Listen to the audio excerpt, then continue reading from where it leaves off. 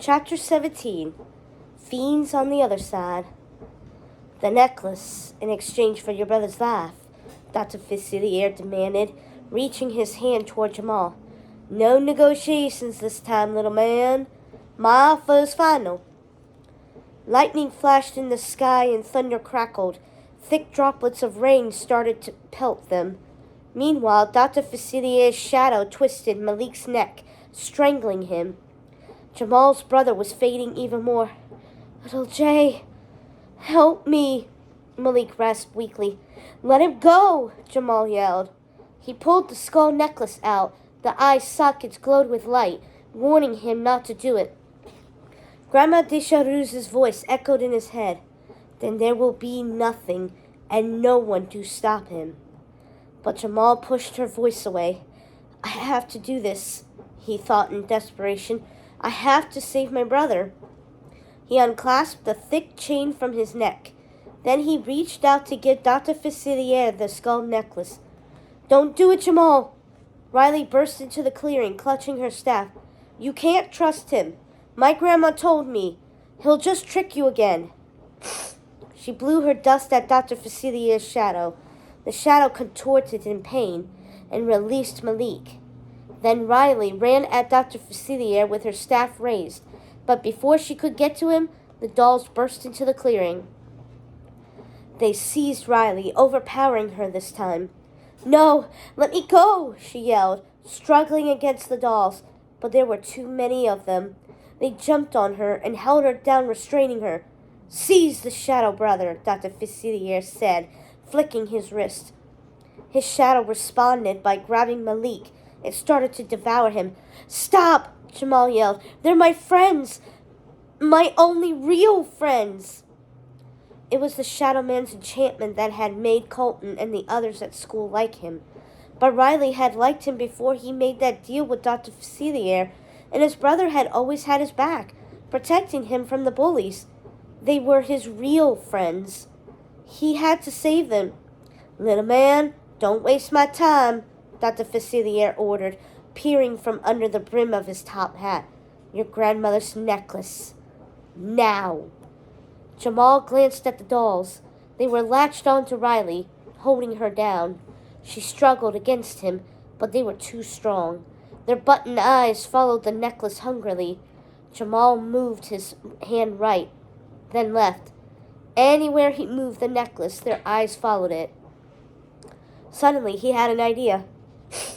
Wait, what happens if you don't get this necklace? Jamal asked, holding it up over his head. The doll's eyes followed it. What if I break it? Fear flashed over Dr. Facilier's face. The doll's eyes started to him. Suddenly, Jamal understood. Dr. Facilier had asked his friends on the other side for help, and they had sent these things to do their bidding. But he had to get the necklace as payment, or his friends and the dolls would turn on him. They'll come after you, won't they? Jamal said. The dolls. You have to get this for your friends, or else. That's right, Riley yelled from the ground. If he doesn't provide the necklace, he's doomed. They'll take his soul. Jamal raised the necklace to smash it.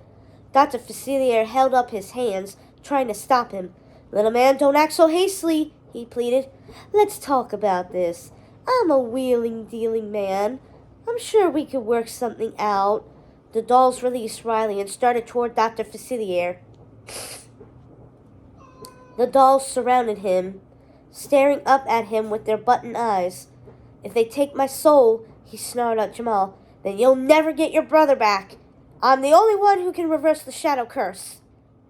Jamal flinched. This was the terrible choice he had to make. He remembered what Grandma Deschareux had said. It was either Malik or the entire city of New Orleans. Little Jay, don't do it, Malik rasped in a strangled voice. The shadow monster had almost fully devoured him. I'm not worth it. Save our city. Don't do it. Jamal watched him start to disappear and felt his heart lurch painfully. The truth hit him all at once. He couldn't stand to live in a world where his brother didn't exist anymore. They were twins, and Malik was like a part of him. He lowered his hand. Here, take the necklace, Jamal said in defeat, holding it out. Dr. Facilier grinned. His hand closed around the thick chain. Smoothly, he fastened it around his neck. The eye sockets lit up with reddish light, and Dr. Facilier's eyes glowed red too. He started to grow taller and taller, his form enveloping the bayou. Okay, reverse the curse, Jamal said, turning toward his brother. But Malik remained a shadow. Suddenly, Jamal felt like something strange was happening to him. He glanced down at his hands, but they had turned dark and transparent, like a shadow. Wait, what's happening to me? Jamal screamed, but his voice came out raspy, just like his brother's voice. He was now a shadow too. An evil chuckle echoed through the bayou. Lightning and thunder tore through the turbulent sky, while rain poured down from the hurricane.